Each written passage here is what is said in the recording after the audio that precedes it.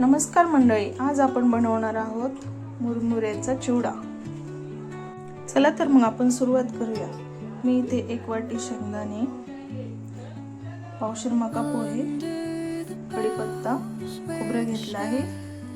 इथे मी 1 किलो मुरमुरे घेतले आहेत। लसूण घेतला आहे, हा आपण बारीक ठेचून घेऊया। आपण हा लसूण ठेचून घेऊया। आपला लसूण ठेचून झाला आहे। इथे मी तेल तापवायला ठेवलं आहे।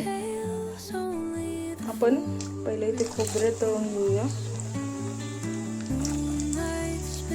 हे पहा, असं लालसर होईपर्यंत तळवायचं आहे आपल्याला।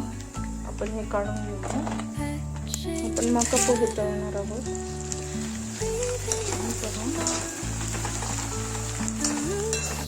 चांगले लालसर होईपर्यंत तळवायचे आहेत आपल्याला, जास्त पण नाही, थोडेसे लालसर होईपर्यंत तळवायचे आहेत आपल्याला। हे सगळं आपण मिक्स करणार आहोत। यात आपण इथे लसूण तळून घेणार आहोत। लसूण आपल्याला छान कडक होईपर्यंत तळायचं आहे। लसणाने चिवड्याला छान टेस्ट येते। आपला लसूण झाला आहे बऱ्यापैकी। आपण यात लसूण टाकून घेतला आहे। मी यात थोडेसे हिरव्या मिरच्या टाकणार आहे। आपण यातच कढीपत्ता टाकणार आहोत।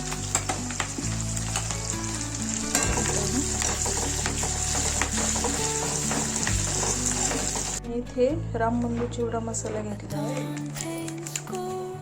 आपण यात 2 चमचे लाल तिखट टाकणार आहोत। हळद 1 चमचा टाकली आहे। आपण हळद घेतली आहे 1 चमचा। आपण इथे थोडीशी मोहरी, थोडेसे जिरे आणि हा मसाला परतून घेणार आहोत।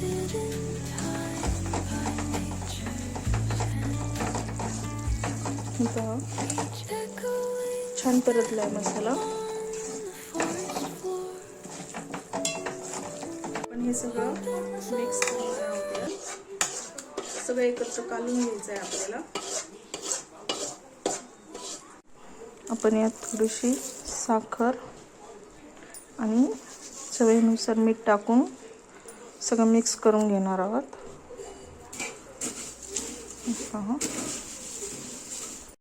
आपला चिवडा तयार आहे।